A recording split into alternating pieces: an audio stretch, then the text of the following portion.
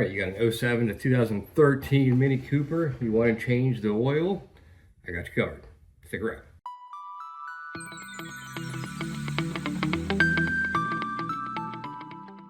What's up, guys? Welcome back to the channel. Welcome back to my Back to Basics series. This is a little series of whenever I run into remedial type maintenance on any of my cars, I film it for you guys just in case you don't know how to do it. This is very advantageous to my Mini Cooper folk. I know my Corvette guys are very DIY. I'm not saying my Mini Cooper guys aren't, but if you want to save money over the life of your vehicle, learn how to change your oil. It's not that hard. Very minimal tools required, especially for a Mini Cooper. A floor jack and jack stand and a basic mechanic set, you can do this job. So real quick, I'll go over the tools you're gonna need to do this, and then I'll go ahead and walk through the process. It's not that hard. You can do this job in like 12 minutes. I'm not just saying that, I mean it. You're gonna need some oil. For all the forms I've read, the Mini Cooper guys love Castrol GTX. That's what I've been using the last 4 years, and it hasn't blown up or anything, so I'm happy with the Castrol. Secondly, you're gonna need an oil filter. This is a canister type filter, not just a screw on and off. It's very unique and it's kind of messy. The only issue with doing the Mini Cooper oil change, again, not hard, it's just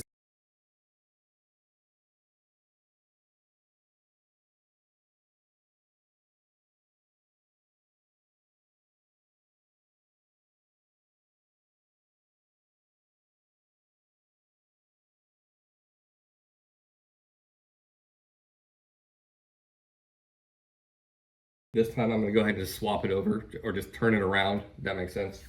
It'll work just fine. It calls for 4.4 quarts. This guy is 5. So I'm actually gonna do 4.5.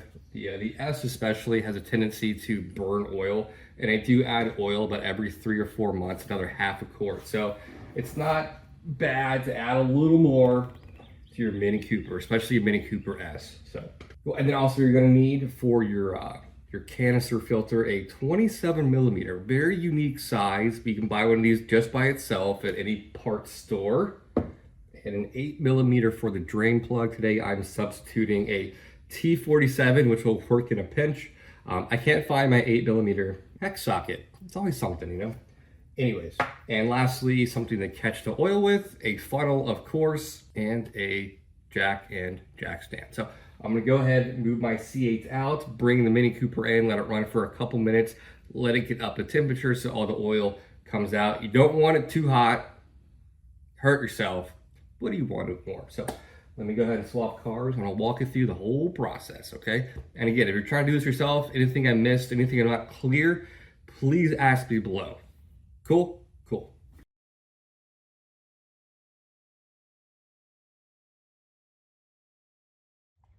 All right, first things first, get the car jacked up a little bit. Now, if you have the little plastic ramps, this car is actually perfect for that, for its size. But considering you'll have to get one side of this car do the oil change, which is outstanding, this will work just fine too. And there actually is a little proprietary spot for your jack. It's really hard to mess up. So good job, Benny. This guy right there for jacking your car. And then we'll put a jack stand underneath the frame here in 1 second. All right, so your car is jacked up here on one side. I normally put the jack stand underneath the meat right there on the control arm. You can see it, we ain't going nowhere. All right, let's get our little oil catch can thing right there in place. And we'll start undoing the oil plug. But before that, I always like to undo my oil cap. And to do that, in a Mini Cooper, little levers right here, pull this guy, boom, good to go. Car's filthy, don't worry about that. This also doubles as my work truck. And the little latch is about right here. See my hand is? Little button right there. Oh my God, this car's filthy. This car sits outside in the elements.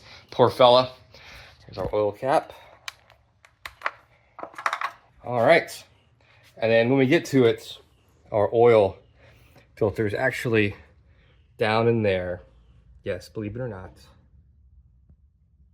Right there. That's it right there. Well, look at that. It's hard to see. There's a little crab in my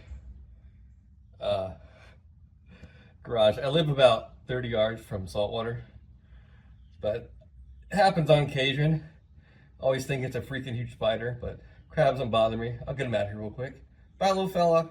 See you later. Thanks for helping. All right, I broke it loose.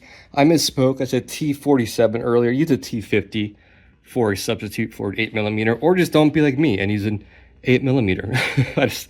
I can't find mine, and I'm very organized. It drives me insane. So, all right, I'm gonna get this off, let it drain, and then we'll go open the engine bay and fart with that filter. All right, went ahead and inspected my crush washer. It looks good. It's pretty thick, so I'm okay to use this one again. But normally I do recommend getting a new one, especially if they're really thin. And it's just unfortunate the Fram one does not come with a new one, which is kind of weird. But we're gonna go ahead and reuse this guy. Typically, these are about 15 to 20 foot-pounds. And that's what we're gonna do, putting this guy back on. If you don't have a torque wrench, don't freak out. I've been changing oil for 20 years, and snug, a little snugger will work just fine with your wrench. Pretty much done. And put this guy back in here. Like I said, snug it up. I do it tight, another half a turn, and you'll be good to go. Always check it in a few days though for leaks, of course. And after I get this on, I'm gonna clean it up so it's nice and clean. But a day or two, if you see a little bit of leakage, do a little more on there. Now at this point, because we are done underneath, you could take this out and take the car off jacks, but because it's so messy up here and it does leak, I like to take this little pan, just scoot it over underneath where the housing is for the oil filter, just in case anything else kind of leaks down below, which it probably will. All right, so since I bought this car, there's never been a screw on my little overflow for my coolant, so I just pick it up. If there was a screw, I think it's like a 10 or an 8. It's undo, or maybe the Torx, I don't even know. After the screw's off, you just kind of pull it up just like that, and out of the way. And that's it. You might crimp some of your coolant wires, but it's okay, it's temporary. And then now we have access to the canister, if you will. Get over there, stay there. Yeah, this is the goofiest way to get to a oil filter. That's just a Mini Cooper thing, I guess. There it is, right there. That's what we're taking off. 27. And I use a long extension because it's really awkward with a shorter socket. You can do it, it just takes longer. So I'm gonna put some towels around the canister there, the housing. Again, it does make kind of a mess. And I'm just trying to mitigate that mess. And yes, I know my engine compartment's filthy if you're watching this. Again, this is my outside car, but I take care of it and it takes care of me. All right. Catch some oil there. Lefty loosey, guys. Yeah, it's so freaking awkward, dude. It's not on there terribly tight, but it's just awkward. It's actually easier to get back on. Just taking my time. You don't want to strip it. It is like a composite plastic. So once you get it, you can use your hand at some point here.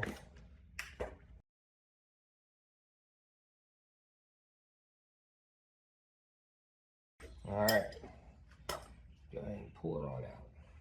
And the engine's warm, we don't want it hot, but you don't want it cold either. Yep, hear the dripping? That's why I do that. Ooh, what a mess. What a freaking mess. This engine oil is always black. I do this once a year, by the way. I do about 4,000 or 5,000 miles on my cars. I got 3 of them, so I'm always switching between them. All right, so I'm just gonna take this guy out. It kind of just comes right out just like that. That mess in there momentarily. Take off the oil filter, or the oil gasket, just like that. The mosquitoes are already here, already. Dump out any sludge in there. You always want to inspect it. You want to kind of turn it while looking for any drips or tears. And we are all set. There's a little spot for it. It's hard to mess up. In case you can't see it, it's right here. And the canister can go either way. You'll hear it kind of click, just like that. And we're ready to rock and roll. Put this guy back in. You're just gonna, again, it's plastic threads. Put it back on and screw it down. Don't over torque it. Tight a little more. Does not take much. All right, so I got it hand tight. I'm gonna use my little wrench here. Do probably one more solid turn with this guy. Again, you don't want to strip this guy. So it actually takes about 3 good turns with the wrench before it snugs up with the gasket gets seated. So with your wrench, about 3 good turns, and you'll know when it's snug. It can't go any further. And put this guy back down after we take out all the rags. They help a little bit. Clean up a little bit. Best you can. Cool. Reseat this little guy. this little house right here.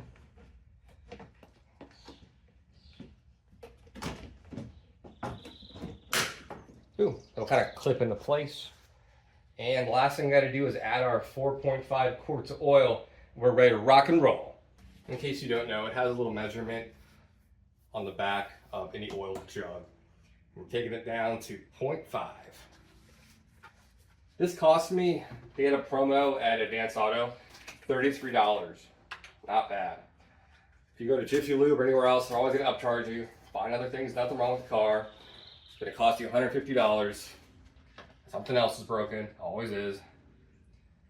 But yeah, I recommend just doing it yourself. And get the weird little tools you need to do it. And do it twice a year, depending on how much you drive.